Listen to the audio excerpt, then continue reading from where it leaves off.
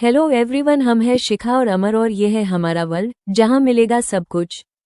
कभी ट्रैवल, कभी एडवेंचर, कभी खाना टू कभी बनाना और कभी कभी जस्ट मस्ती। हर वीडियो एक नई कहानी, एक नई vibe. So if you love variety and want fun with a twist तो सब्सक्राइब करो और चलो शुरू करते हैं।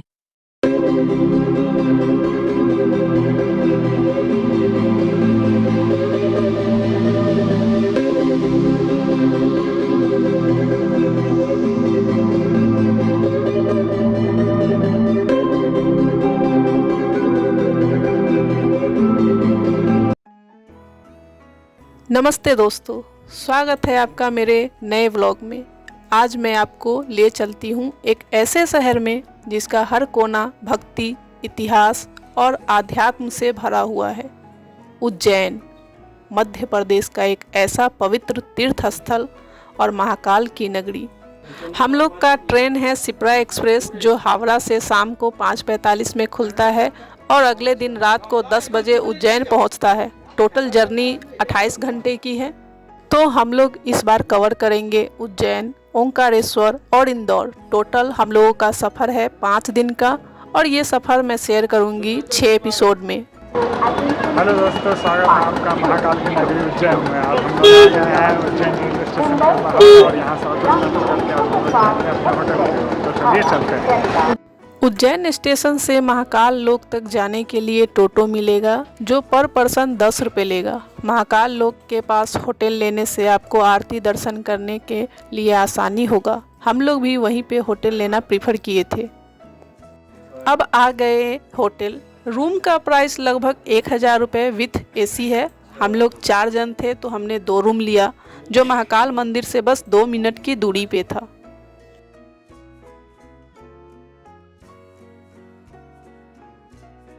होटल पहुंचते रात के 11 बज चुका था और भूख भी बहुत जोरों की आई थी। तो चलो कुछ खाते हैं। यहाँ पे रात के 3 बजे तक सारी दुकानें खुली रहती है, क्योंकि महाकाल के भस्म आरती के लिए पूरा रात वहाँ पे भक्तों का भीड़ रहता है। आप पहुँचे रेस्टोरेंट। यहाँ पर थाली सिस्टम भी है और आप चाहे तो ऑर्डर भी कर सकते हैं। थाली 100 रुपये पर प्लेट है, जिसमें आपको राइस, रोटी, पापड़, दाल फ्राई, कढ़ी, एक सब्जी और सैलेड भी मिलेगा। खाना सिंपल था लेकिन स्वाद से भरपूर था। खाने के बाद हम निकल पड़े हैं थोड़ा आसपास एक्सप्लोर करने के लिए। ये पूरा एरिया जो है वो होटल वाला है। घूमते घूमते हम आ गए हैं गरबा की जगह पे।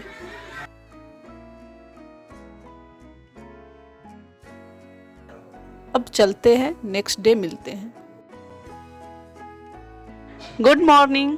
आज हम आ गए हैं महाकालेश्वर मंदिर। यहाँ का भस्म आरती बहुत ही प्रसिद्ध है। लोग दुनिया भर से इसमें शामिल होने के लिए आते हैं। 250 लोगों को ही एक दिन में इस आरती में शामिल होने का मौका मिलता है और टिकट का प्राइस भी 250 रुपया ही है। महाकालेश्वर मंदिर भारत के 12 ज्योतिर्लिंगों में से एक है। यह मध्य प्रदेश राज्य के उज्जैन नगर में स्थित महाकालेश्वर भगवान का प्रमुख मंदिर है। पुराण, महाभारत और कालिदास जैसे कवियों की रचनाओं में इस मंदिर का मनोहर वर्णन मिलता है। स्वयंभू, भव्य और दक्षिण मुखी होने के कारण महाकालेश्वर महादेव की अत्यंत पुण्यदायी महत्ता है। इसके दर्शन मात्र से ही मोक्ष की प्राप्ति हो जाती है, ऐसी मान्यता है। महाकवि कालिदास ने मेघदूत में उज्जैनी की चर्चा करते हुए इस मंदिर की प्रशंसा की है। मंदिर एक परकोटे के भीतर स्थित है। गर्भगृह तक पहुंचने के लिए एक सीढ़ीदार रास्ता है। इसके ठीक ऊपर एक दूसरा कक्ष है, जिसमें ओंकारेश्वर शिवलिंग स्थापित है। महाशिवरात्रि एवं श्रावण मास में हर सोमवार को इस मंदिर में अपार भीड़ होती है। मंदिर से लगा एक छोटा सा जल स्रोत है, जिसे कोटि तीर्थ कहा जाता है। 1235 में इल्तुतमिश के द्वारा इस प्राचीन मंदिर का विध्वंस कर दिया गया था। ऐसी मान्यता है कि इल्तुतमिश ने जब मंदिर को तुड़वाया तो शिवलिंग को इसी कोटि तीर्थ में फेंकवा दिया था। बाद में इसकी पुनर्प्रतिष्ठा कराई गई थी। हेलो दोस्तों, आज हम आपको भारत माता मंदिर लेकर के चल रहे हैं। तो चलिए भारत माता मंदिर में जाकर के हम दर्शन करते हैं। महाकाल मंदिर के पास में ही भारत माता का मंदिर है, जो कि भारतीय लोगों के बीच राष्ट्रवाद का प्रतीक है। भारत माता स्वयं देश का अवतार है, जिसे देवी की तरह पूजा जाता है। उज्जैन में स्थित भारत माता का मंदिर एक अनोखा और पूजनीय मंदिर है, जो भारत माता को समर्पित है। ये देश में एकता व देशभक्ति की भावना का प्रतीक भी है। यह मंदिर भारत को एक पवित्र मातृभूमि के रूप में देखने की भावना का उत्सव मनाता है, जो राष्ट्रीय गौरव और सांस्कृतिक सद्भाव को बढ़ावा देता है। हेलो दोस्तों, तो हम लोग आ चुके हैं भारत माता मंदिर में दर्शन करने के लिए। चलिए दर्शन करते हैं। यह मंदिर उन दर्शकों के लिए एक लोकप्रिय स्थल है जो राष्ट्र की आत्मा से जुड़ना चाहते हैं। उज्जैन के हृदय में स्थित भारत माता मंदिर भारत की साझा विरासत और विविधता की प्रेरणादायक याद दिलाता है, जो तीर्थयात्रियों के लिए शहर की खोज के दौरान एक सार्थक पड़ाव बनता है। इसके अंदरूनी हिस्सों में अखंड भारत का एक भव्य मानचित्र है, जो राष्ट्र के गौरवशाली इतिहास और भौगोलिक वैभव को दर्शाता है। वैसे यहाँ हर शाम को रात के 8 बजे भारत माता का आरती गाया जाता है। भारत माता मंदिर में दर्शन करने के बाद अब हम जा रहे हैं हरसिद्धि माता मंदिर में दर्शन करने के लिए, जो कि यहाँ की बहुत ही महत्वपूर्ण मंदिर है। कहते हैं इस मंदिर में हर महीने हजारों की संख्या में श्रद्धालु आते हैं, यहाँ पर आकर के अपनी मन्नत मांगते हैं। वैसे ये मंदिर पत्थर से बना है और प्राचीन भारतीय डिजाइन में बनाया गया है, इसीलिए यदि आप भी उज्जैन के टॉप दर्शनीय स्थलों की तलाश कर रहे हैं तो हरसिद्धि माता मंदिर को अपनी लिस्ट में जरूर शामिल करें। यह मंदिर एक प्रसिद्ध शक्तिपीठ है, जो कि महाकालेश्वर ज्योतिर्लिंग के पास ही स्थित है। यह मंदिर शक्ति उपासकों के लिए विशेष महत्व रखता है। क्या आपको इस मंदिर का इतिहास पता है? अगर नहीं पता तो चलिए हम आपको इस मंदिर का इतिहास बताते हैं। हरसिद्धि माता को 51 शक्ति पीठों में से एक माना जाता है। ऐसा कहा जाता है कि जब भगवान शिव माता सती के शरीर को लेकर तांडव कर रहे थे, तब उनके अंग जहाँ जहाँ गिरे वही शक्तिपीठ बन गया और उज्जैन में माता सती की कोहनी गिरी थी, जिससे ये स्थान शक्तिपीठ बन गया। वैसे हरसिद्धि माता मंदिर से निकल करके थोड़ा आगे जाने पर आपको ढेर सारे खाने के दुकान मिल जाएंगे, आप वहां जाकर के खाना खा सकते हैं। मंदिर में दर्शन करने के बाद अब हम लोग नाश्ता करने के लिए आ गए हैं। यहाँ खाने के ढेर सारे आइटम थे और हमने सुना था कि यहाँ पोहा सबसे अच्छा मिलता है, तो हमने पोहा सबसे पहले ट्राई किया और उसके साथ हमने जलेबी, फाफड़ा और चाय भी लिया।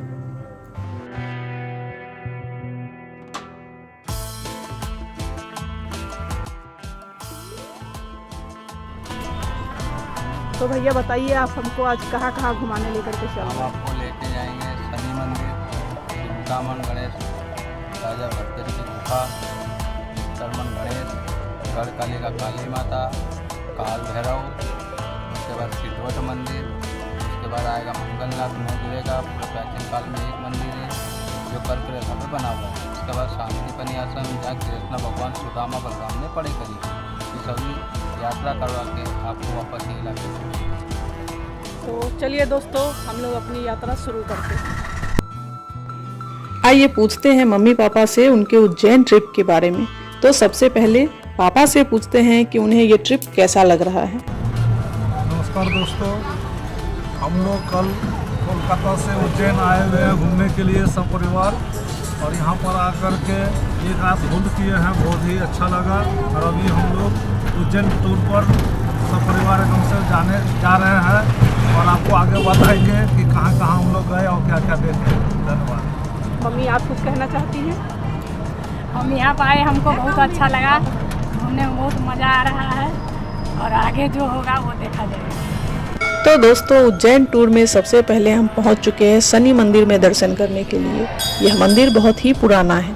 कहते हैं राजा विक्रमादित्य ने स्वयं इसकी स्थापना करवाई थी। यह मंदिर न केवल शनि की कृपा प्राप्त करने के लिए बल्कि अन्य ग्रहों के अशुभ प्रभावों से बचने के लिए भी महत्वपूर्ण माना जाता है। यह मंदिर न केवल श्रद्धा और भक्ति का केंद्र है बल्कि शनिदेव के न्याय और कृपा का भी अद्भुत स्थान है। इस मंदिर में तेल चढ़ाने की परंपरा है। अगर आप भी यहाँ दर्शन को जाते हैं तो तेल अवश्य चढ़ाएं। तो आइए जानते हैं पंडित जी से शनि भगवान के बारे में। वीर शनिदेव बोलते हैं, भंडार भरने वाले शनिदेव, जिनके दर्शन करने से अपने जीवन में 7.5 की ढैया पनौती महादशा का प्रभाव आता है, वो भी तत्काल दूर होता है। शनि भगवान को तेल बहुत प्रिय है, इसलिए यहाँ पे आकर लोग शनि भगवान को तेल चढ़ाते हैं और अपनी ग्रह दशा में सुधार के लिए पूजा अर्चना करवाते हैं। शनि भगवान को तेल अर्पित करने से वे प्रसन्न होते हैं। चिंतामन गणेश मंदिर, यह मंदिर भगवान गणेश को समर्पित है और यहाँ गणेश जी को चिंतामन गणेश के रूप में पूजा जाता है, जो भक्तों की सभी चिंताओं को हरने वाले माने जाते हैं। यह मंदिर बहुत ही पुराना है। इसकी स्थापना पौराणिक काल में ही हुई थी। मंदिर में विराजमान गणेश जी की मूर्ति स्वयंभू मानी जाती है, मतलब यह प्राकृतिक रूप से प्रकट हुआ था। ऐसा माना जाता है कि यहाँ दर्शन करने से भक्तों की सभी चिंताएं दूर होती हैं और वे मानसिक शांति प्राप्त करते हैं। तो आप भी आइए हमारे साथ चिंतामन गणेश का दर्शन कीजिए और घर बैठे बैठे अपनी मनोकामना पूरी कीजिए।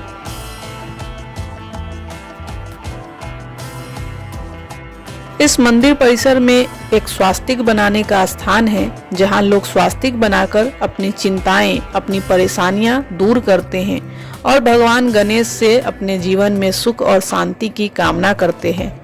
यहाँ मंदिर परिसर में आप आराम भी कर सकते हैं। यहाँ भक्तों के बैठने के लिए अच्छी खासी व्यवस्था की गई हुई है। पास ही में एक हनुमान जी की मूर्ति भी है, जो कि मंदिर परिसर में ही है। आप वहाँ भी दर्शन जरूर करें। हनुमान जी के दर्शन के बाद हम वही मंदिर परिसर में स्थित लक्ष्मण बावड़ी देखने आ गए। लोक मान्यता है कि राम, सीता, लक्ष्मण जी उज्जैन वनवास के दौरान इसी जगह पर विश्राम कर रहे थे। तभी सीता माता को प्यास लगी तो लक्ष्मण जी ने धरती पर तीर मारकर जल प्रकट किया। उसके बाद उन्होंने चिंतामन गणेश जी का पूजन किया। इसके पश्चात ही माता सीता ने जल ग्रहण किया, इसीलिए इस बावड़ी का नाम लक्ष्मण बावड़ी पड़ा। चिंतामन गणेश जी का दर्शन करने के बाद विघ्नहर्ता गणेश मंदिर में दर्शन करें, जो कि लक्ष्मण बावड़ी के पास में ही है। यहाँ दर्शन करने के पश्चात ही लक्ष्मण बावड़ी का दर्शन करने से दर्शन का पूर्ण लाभ मिलता है। इसीलिए चिंतामन गणेश मंदिर में जाने पर विघ्नहर्ता गणेश और लक्ष्मण बावड़ी का दर्शन भी जरूर करें।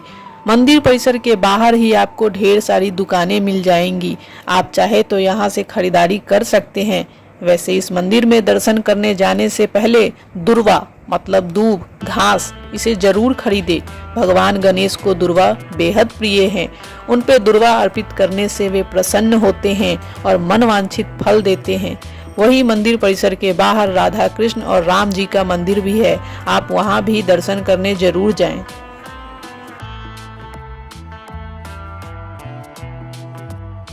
चिंतामन गणेश मंदिर में दर्शन करने के बाद अब हम भृतहरि गुफा आ गए हैं। यह गुफा प्राचीन और रहस्यमयी है। भृतहरि राजा विक्रमादित्य के बड़े भाई थे। कहा जाता है कि उन्होंने राजपाट और सांसारिक सुखों को त्याग कर संन्यास धारण कर लिया और इसी गुफा में बैठकर ध्यान और तपस्या की। उनके ऊपर एक ग्रंथ भी लिखा था उन्होंने, जिसका नाम वैराग्य शतक है, जिसमें उनके सांसारिक मोह माया से मुक्ति की बातें लिखी है। वे इस गुफा में आकर एक महान योगी और तपस्वी बन गए। इसी कारण यह गुफा उनके नाम से प्रसिद्ध हो गई। मान्यता है कि यहाँ आकर ध्यान लगाने से आध्यात्मिक ज्ञान और मानसिक शांति प्राप्त होती है। कई साधु संत भी यहाँ साधना करने आते हैं। इस गुफा में जाने पर आपको एक अलग ही किस्म का वातावरण महसूस होगा। वैसे इस गुफा में रास्ते बहुत ही सकरे हैं और गुफा के छोटे होने की वजह से बचाते हुए चलना होगा। कहीं कहीं अंधेरा भी होता है, तो अपने फोन का फ्लैश ऑन कर ले और सावधानी पूर्वक इस गुफा में भ्रमण करें। अब हम पहुंच गए हैं गुफा के प्रवेश द्वार पर और जैसा मैंने बताया था कि यहाँ पे झुककर आपको गुफा में प्रवेश करना है, ये बातें यहाँ लिखी हुई भी है। गुफा में जाने के लिए एक सीढ़ी है जो कि बहुत ही छोटी है। यहाँ पे आप लाइन बाय लाइन उस सीढ़ी पे आराम से उतरे। इसी गुफा के अंदर ही भृतहरि जी की समाधि स्थित है। गुफा में प्रवेश करते ही सबसे पहले आपको भृतहरि जी की गुफा दिखेगी, जहाँ पे उन्होंने 12 वर्षों तक तपस्या की थी। गुफा के अंदर ही भृतहरि जी की समाधि भी स्थित है। मान्यता है कि गुफा के अंदर ध्यान करने से अलौकिक शक्तियां प्राप्त होती है। कई साधु संत यहाँ साधना करने आते हैं और उनका तो ये भी मानना है कि राजा भृतहरि की आत्मा आज भी उस गुफा में मौजूद है और साधकों को अपना आशीर्वाद देती है। कई साधुओं और संतों का कहना है कि भृतहरि गुफा से ही 4 धाम जाने का रास्ता भी है, जो कि आज तक कोई भी उसे ढूंढ नहीं पाया है। गुफा के अंदर ही महाकाली जी का मंदिर भी है। दोस्तों, अगर आप इस गुफा में घूमने को जाते हैं तो यहाँ पे कुछ नियम कानून लिखे गए हुए हैं। आपको उन नियम कानून का पालन अवश्य करना चाहिए। कहा गया है कि यहाँ फालतू में ना बैठे, आप इस गुफा में दर्शन करें और गुफा से बाहर निकल जाए। भृतहरि गुफा में दर्शन करने के बाद आप राजा योगी गोपीचंद महाराज की गुफा में दर्शन करने जरूर जाए। ये गुफा भृतहरि गुफा के नज़दीक में ही है, मतलब यहाँ 2 गुफा है। इस गुफा में भी एक बार में 50 लोग ही प्रवेश कर सकते हैं और यहाँ भी आपको सर झुका करके चलना है। इस गुफा में श्री नीलकंठेश्वर महादेव है, तो हम यहाँ पे नीलकंठेश्वर महादेव का दर्शन करेंगे।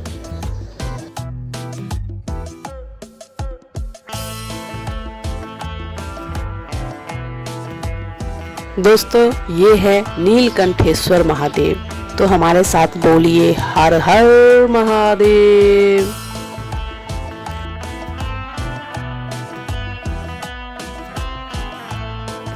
नीलकंठ महादेव के दर्शन करने के बाद अब हम जा रहे हैं श्री नवनाथ मंदिर में दर्शन करने को। तो आइए आप भी हमारे साथ श्री नवनाथ मंदिर में आकर दर्शन करें। यहाँ ढेर सारे श्लोक लिखे हुए हैं, जिन्हें पढ़ते हुए आनंद लेते हुए हम इस मंदिर में भ्रमण करेंगे और भगवान के दर्शन करेंगे। यदि आप ऐसे व्यक्ति हैं जो किसी जगह के पुरातात्विक पहलुओं का आनंद लेते हैं, तो भृतहरि गुफा को देखना आपके लिए बहुत ही अच्छा रहेगा। आपके लिए यह एक खास एहसास हो सकता है। यहाँ आप क्षेत्र के इतिहास के बारे में बहुत कुछ जान सकते हैं और सदियों पहले उज्जैन में रहने वाले लोगों के जीवन के बारे में भी जान सकते हैं। आप भृतहरि गुफा में प्रवेश करने के लिए बिना टिकट जा सकते हैं। यहाँ आपको कोई टिकट की आवश्यकता नहीं होती है। आप यहाँ सुबह के 6 बजे से रात के 9 बजे के बीच में कभी भी जा सकते हैं।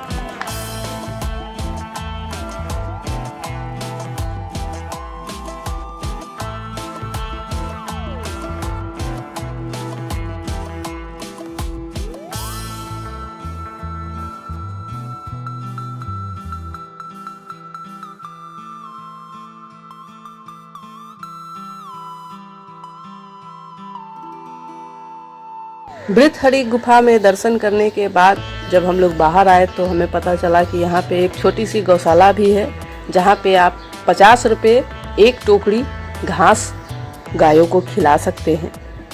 हमने भी यहाँ गौ सेवा के लिए कुछ पैसे दिए। कहते हैं कि गौ सेवा महासेवा है, तो चलिए हम भी ये सेवा आज करते हैं। अब हम आ गए हैं गढ़ कालिका मंदिर, जो कि एक शक्ति पीठ है। हम यहाँ पे भी माता कालिका का दर्शन करेंगे, तो चलिए हमारे साथ इस मंदिर में दर्शन करने के लिए। जैसे ही हम मंदिर में पहुँचे, वहाँ पे दोपहर की आरती हो रही थी। हम लोग आरती देखने के लिए रुके। आप भी हमारे साथ इस आरती में शामिल हुए। तो यहाँ का एक और गणेश मंदिर है, हम यहाँ पे दर्शन करने के लिए आए हैं। तो चलिए हम आपको दर्शन करवाते हैं।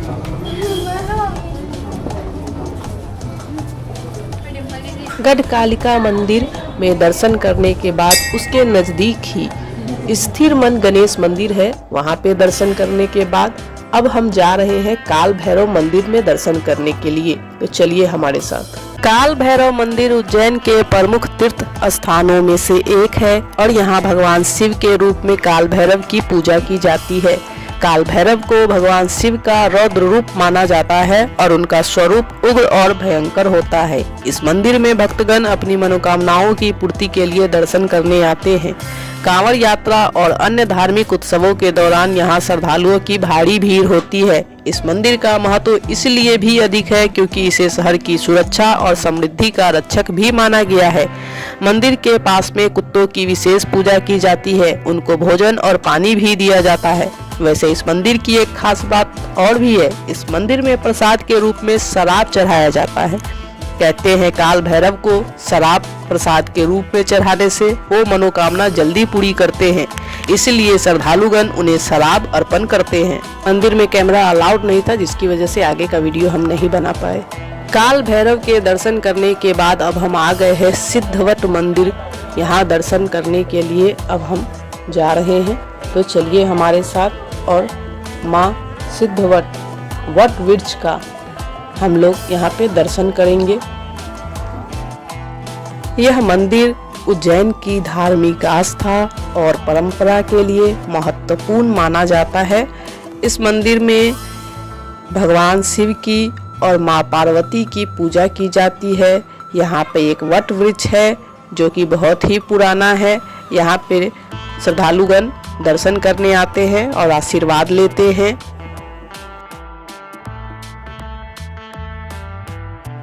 यह मंदिर नर्मदा नदी के पास स्थित है और यहाँ की प्राकृतिक सुंदरता और शांत वातावरण श्रद्धालुओं को आकर्षित करता है। सिद्धवट मंदिर में दर्शन करने के बाद अब हम आ गए हैं मंगलनाथ मंदिर में दर्शन करने के लिए। मंगलनाथ मंदिर उज्जैन में एक धार्मिक केंद्र है जिसे मंगल यानी मंगल की जन्मस्थली माना जाता है। मंदिर में प्रतिदिन सैकड़ों भक्त देवी देवता की आराधना के लिए आते हैं क्योंकि यह स्थान नकारात्मक ऊर्जा से छुटकारा दिलाता है। मंदिर कई पुराणों पर आधारित धार्मिक कथाओं के लिए जाना जाता है। आप यहाँ पर आकर के अपने ग्रहों की पूजा करवा सकते हैं। इस मंदिर में ग्रहों की पूजा करवाई जाती है। इस मंदिर में कैमरा अलाउड नहीं है, इसलिए हमने आगे का वीडियो नहीं लिया है। मंगलनाथ मंदिर में पूजा करने के बाद अब हम आ गए हैं संदीपनी आश्रम।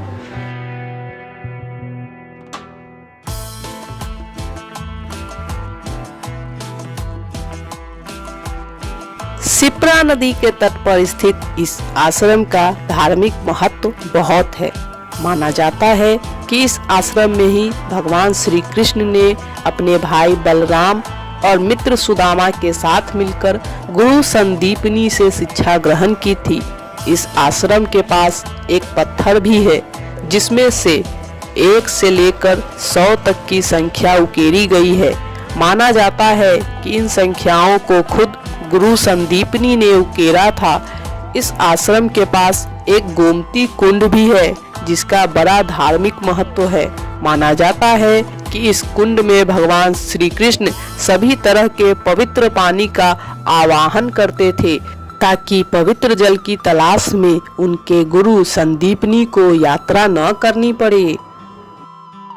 संदीपनी आश्रम ज्ञान और शिक्षा का प्रतीक माना जाता है। यहाँ आने वाले लोग इस स्थान पर भगवान श्री कृष्ण के बाल्यकाल की यादों में खो जाते हैं और साथ ही इस स्थान की आध्यात्मिक ऊर्जा का अनुभव करते हैं। यहाँ का माहौल बेहद शांत है। यहीं पर भगवान श्री कृष्ण ने अपने बालकाल में बहुत सी दिव्य बातें सीखी जो उन्हें बाद में उनके जीवन काल में उपयोगी सिद्ध हुआ। यहाँ की दीवारों पे बहुत ही अच्छी चित्रकारी की गई है जो देखने में बेहद लुभावना लगता है। इसी आश्रम में भगवान श्री कृष्ण और उनके साथियों ने 64 कला शास्त्रों और युद्ध कला में शिक्षा ली जो कि यहाँ दर्शाया गया है। तो आइए हमारे साथ और भगवान श्री कृष्ण की शिक्षा का अनुभव लीजिए। तो दोस्तों ये था उज्जैन में घूमने की जगहों के बारे में जानकारी। उज्जैन में घूमने के लिए वैसे तो ढेर सारी मंदिरें हैं, पर आप इन जगहों पर जाकर एक सुकून का अनुभव प्राप्त करेंगे। यहाँ की सारी मंदिरें आपको हर वक्त खुली मिलेंगी। आप जब चाहे वहाँ दर्शन करने जा सकते हैं। आप चाहे तो इन जगहों पर जहाँ जहाँ हम उज्जैन की यात्रा में घूमने गए वहाँ बस से भी जा सकते हैं और बस का भाड़ा मात्र 100 रुपये है। आप चाहे तो हमारी तरह ऑटो रिजर्व करके भी घूम सकते हैं। इसके लिए आपको थोड़ी बार्गेनिंग करनी पड़ेगी। बार्गेनिंग के बाद आपको 500 रुपये में ऑटो वाला पूरा उज्जैन यात्रा करवा देगा। दोस्तों, अगर आपको उज्जैन में घूमने के बारे में और भी कोई जानकारी चाहिए हो तो कमेंट बॉक्स में हमसे ज़रूर पूछ लें। तो दोस्तों, कैसा लगा आपको हमारा ये व्लॉग? सिमर के साथ उज्जैन की इस पवित्र यात्रा का दर्शन करने में आपको ज़रूर आनंद आएगा। महाकाल की नगरी में जो भी आता है, शांति, श्रद्धा और शक्ति का उसे अनुभव प्राप्त होता है और ये पल उसके लिए बहुत ही यादगार होता है। तो एक बार आप भी महाकाल की नगरी अवश्य आए। अगर आपको ये वीडियो पसंद आया हो तो वीडियो को लाइक करें, अपने दोस्तों के साथ शेयर करें और चैनल को सब्सक्राइब करना ना भूलें। मिलते हैं अगले ब्लॉग में, तब तक के लिए बोलिए जय महाकाल।